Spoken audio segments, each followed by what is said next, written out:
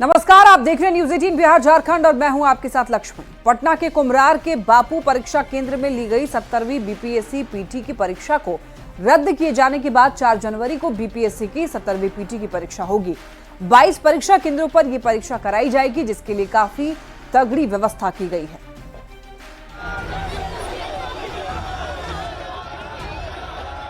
हंगामा, सवालात और सियासत के बीच पटना के बापू एग्जाम सेंटर की रद्द हुई परीक्षा का री एग्जाम शनिवार यानी 4 जनवरी को होने जा रहा है। परीक्षा को शांतिपूर्ण और कदाचार मुक्त कराने के लिए प्रशासन ने काफी कड़ी व्यवस्था की है। 12,000 अभ्यर्थियों को परीक्षा दिलाने के लिए 22 परीक्षा केंद्र बनाए गए हैं। परीक्षा केंद्रों के पास पुलिस और सशस्त्र बलों की तैनाती रहेगी। 24 स्टैटिक मजिस्ट्रेट, 22 जोनल मजिस्ट्रेट और 7 उड़नदस्ता की प्रतिनियुक्ति की गई है। परीक्षा केंद्र परिसर में किसी भी हालत में असामाजिक तत्व नहीं जुटे, इसका ध्यान रखने का निर्देश दिया गया है। इसके अलावा सभी परीक्षा केंद्र परिसर के आसपास धारा 163 के तहत निषेधाज्ञा लागू रहेगा। परीक्षा के दौरान आयोग कार्यालय और जिला प्रशासन का कंट्रोल रूम पूरी तरह एक्टिव रहेगा। किसी तरह की गड़बड़ी करने पर कड़ी कार्रवाई की जाएगी। सेंटर पर अभ्यर्थियों के पहुंचने को लेकर भी खास निर्देश जारी कर दिए गए हैं।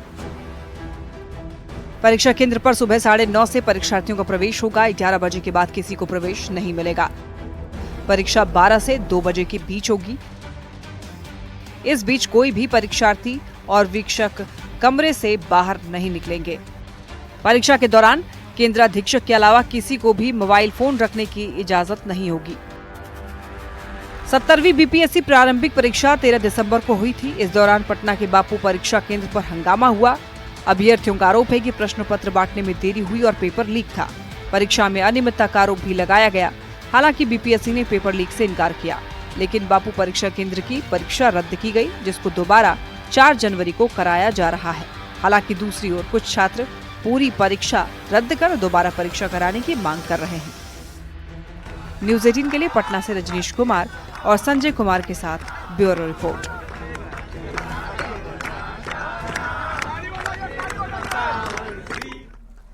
पटना से एक बड़ी खबर, बीपीएससी 17वीं पीटी री एग्जाम से जुड़ी ये बड़ी खबर है। सिर्फ 7,000 अभ्यर्थियों ने एडमिट कार्ड डाउनलोड किया। कुल 12,000 अभ्यर्थियों को परीक्षा में शामिल होना था। कल एक पाली में आयोजित होगा री एग्जाम। परीक्षा रद्द होने के बाद दोबारा एडमिट कार्ड किया जाएगा जारी। और देखिए, पटना में बनाए गए हैं कुल 22 परीक्षा केंद्र, यानी कि परीक्षा रद्द होने के बाद से केवल एक सेंटर के जो परीक्षार्थी थे उनको दोबारा से एग्जाम देने का मौका मिल रहा है। तो दोबारा से एडमिट कार्ड जारी किया गया इनके लिए। और देखिए, पटना में बनाए गए हैं कुल 22 परीक्षा केंद्र। 13 दिसंबर को आयोजित हुई थी पीटी परीक्षा। बापू परीक्षा केंद्र पर 12,000 अभ्यर्थी शामिल हुए थे और हंगामे के बाद बापू परीक्षा केंद्र की परीक्षा रद्द हुई थी और यही परीक्षा कल यानी कि 4 तारीख को आयोजित होने जा रही है। इसके लिए अलग अलग सेंटर्स बनाए गए हैं। देखिए, यहाँ पर 12,000 अभ्यर्थी थे, लेकिन इस बार एडमिट कार्ड डाउनलोड करने वालों की संख्या घट गई है, यानी कि सिर्फ 7,000 अभ्यर्थियों ने एडमिट कार्ड डाउनलोड किया है।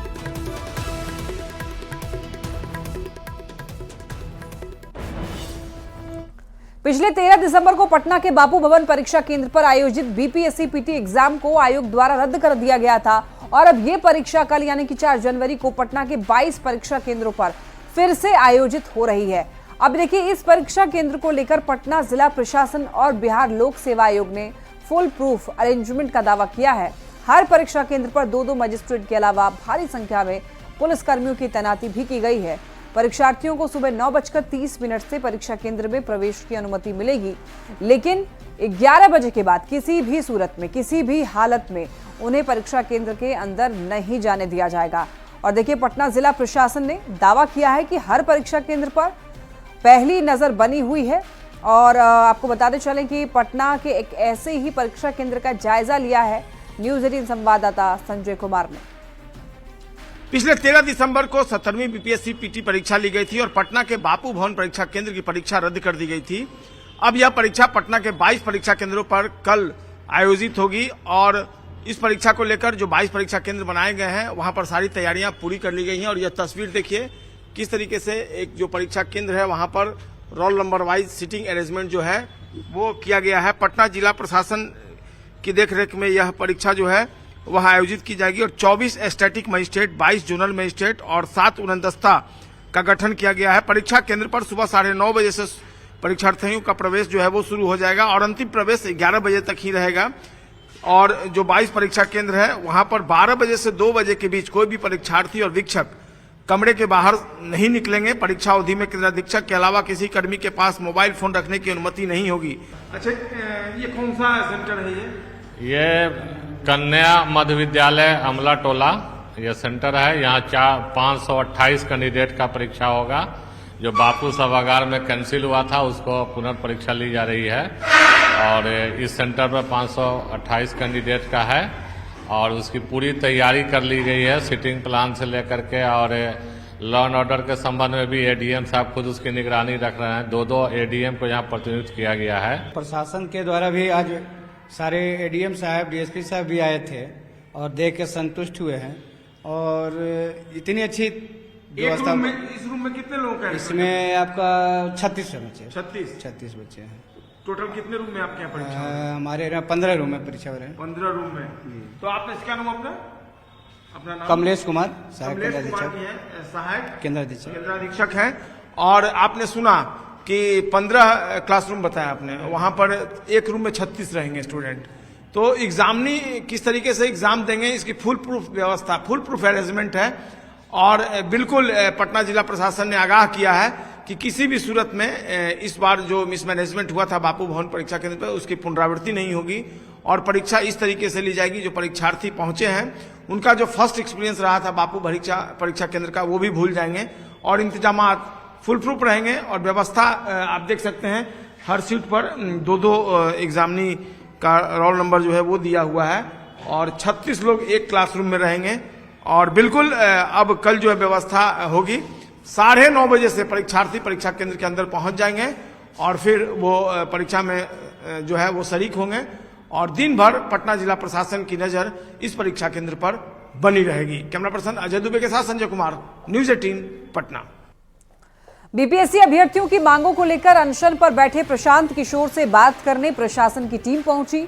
प्रशांत किशोर ने कहा है कि इन्हीं बच्चों के वोट से सीएम सत्ता में बैठे हैं और इनसे मिलने में इतना अहंकार क्यों है। जब तक सीएम बच्चों से मिल नहीं लेते अनशन जारी रहेगा। प्रशांत किशोर ने कहा कि आंदोलन से वो पीछे नहीं हट सकते हैं। प्रशासन के कहने पर आंदोलन वापस नहीं लूंगा।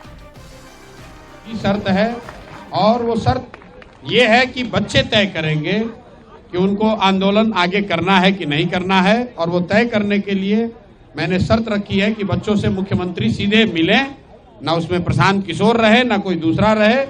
वो 5 बच्चों को चुन लें, ये 5 बच्चे जाएं मुख्यमंत्री से मिलें और फिर इनका भविष्य है, ये जो निर्णय लेंगे वो मुझे कम से कम स्वीकार होगा। तो इधर प्रशांत किशोर, तेजस्वी यादव और पप्पू यादव पर जेडीयू के मुख्य प्रवक्ता नीरज कुमार ने बड़ा हमला बोला। नीरज कुमार ने अनशन की लड़ाई राजनीति त्रिदेवा के प्रतिस्पर्धा का हिस्सा है जो शराबबंदी के खिलाफ बोलते हैं। राष्ट्रपति महात्मा गांधी की मूर्ति के नीचे अनशन कर राजनीतिक नाटक कर रहे हैं। अपनी अस्मिता की लड़ाई, ये राजनीति के त्रिदेवा हैं। युवाओं और छात्रों के भविष्य के साथ खिलवाड़ करने पर आमदा हैं, बेचैन हैं।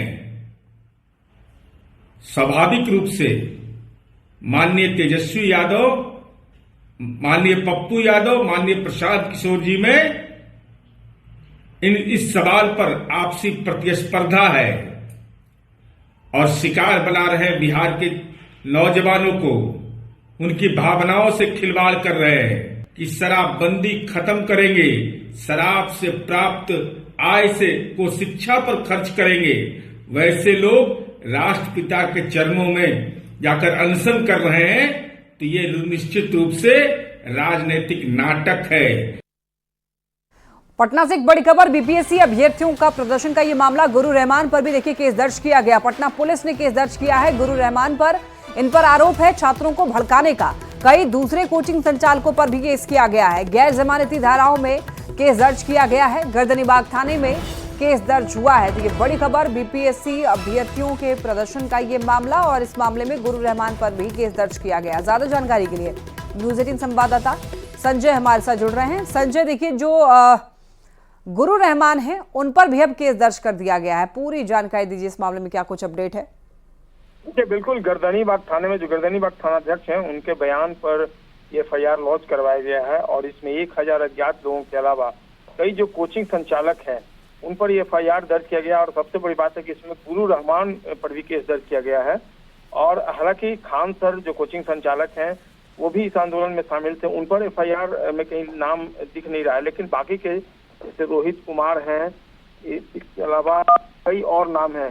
शिक्षक मोहम्मद रहमान हैं, रमांशु क्लासेस के शिक्षक रमांशु कुमार हैं, उसके बाद जो परफेक्शन जीएम शिक्षक है चंदन प्रिया, उनका भी नाम है। कई कोचिंग संचालक और उन पर यह आरोप लगा है कि ये छात्रों को भड़का रहे थे आंदोलन के लिए, जिससे विधि व्यवस्था में बाधा उत्पन्न हुई और गैर जमानतीय जो वारंट है वो जारी किया गया है। यानी इन सभी को अब न्यायालय से इस पूरे मामले में बेल लेना होगा। तो निश्चित तौर पर जो कोचिंग संचालक है गुरु रहमान समेत इनकी मुश्किलें बढ़ी हैं, और 1000 जो अज्ञात छात्र हैं उन पर भी एफआईआर लॉन्च किया गया है। दूसरी तरफ जो आंदोलन है वो लगातार जारी है। यूथ कांग्रेस ने अभी मशाल जुलूस निकाला हुआ है, और इस मशाल जुलूस को पटना पुलिस ने राजापुर पुल के पास रोक दिया है, और उनको आगाह किया जा रहा है कि इस मशाल जुलूस को यहीं रोककर वो वापस लौट जाएं, लेकिन वो हटने का नाम नहीं ले रहे, सड़क पर ही धरने पर बैठ गए हैं। दूसरी तरफ प्रशांत किशोर भी तमाम तरह के सवालों के साथ गांधी मैदान में बैठे हुए हैं। पप्पू यादव ने भी आज दिन भर जो है आंदोलन चक्का रोको आंदोलन, चक्का जाम आंदोलन किया। कुल मिलाकर देखें तो जो परीक्षार्थी और अभ्यर्थी थे उनके सारे इश्यूज को अब ओपोजिशन ने हाईजैक कर लिया है, और ये सारा मुद्दा अब पॉलिटिकल इशू बन गया। बिल्कुल संजय, तो देख पा रहे हैं कि एक तरफ अभ्यर्थी जो है वो धरना प्रदर्शन उनका जारी है, तो दूसरी तरफ प्रशासन भी अपनी कार्रवाई कर रहा है। बहुत शुक्रिया इन तमाम जानकारियों के लिए। बिहार में फेज वाइज शिक्षकों की ट्रांसफर पोस्टिंग होगी। 6 या फिर 7 जनवरी से ट्रांसफर शुरू होगा, और जनवरी में ही पूरी कर ली जाएगी ये पूरी प्रक्रिया।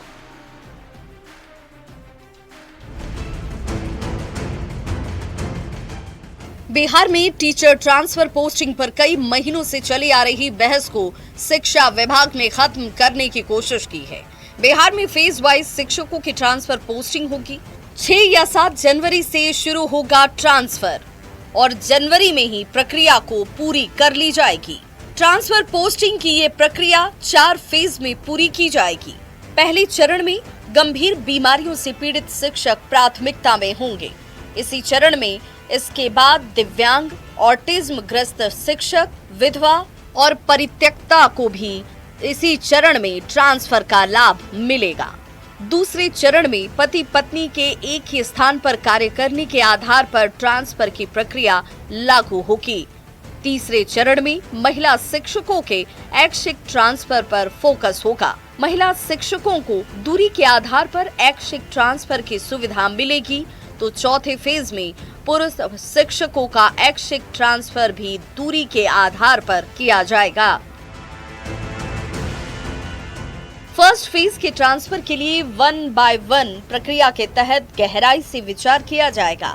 फेज वाइज आवेदन की फिर से गहन स्क्रूटनी की जाएगी, जिसके लिए 16 पदाधिकारियों की प्रतिनियुक्ति की गई है। हालांकि इस प्रक्रिया में डेटा ऑपरेटरों को शामिल नहीं किया जाएगा।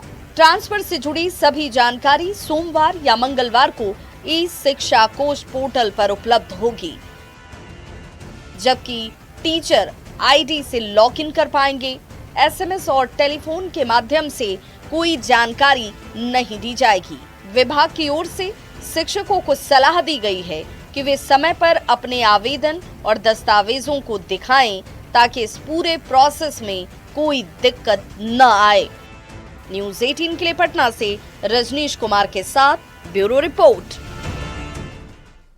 सासाराम में बादल सिंह मर्डर मामले में आरजेडी सांसद सुधाकर सिंह ने नीतीश सरकार पर हमला बोला है। सुधाकर सिंह ने कहा कि बिहार में राक्षस राज चल रहा है। सुधाकर सिंह के बयान पर सियासत सुलग गई है। बिहार में राक्षस राज्य चल रहा है, दूसरा कोई तरीका नहीं। राक्षस राज, एकदम रावण राज इसको बोलते हैं। श्री सुधाकर सिंह जी, ये बिहार में राम राज।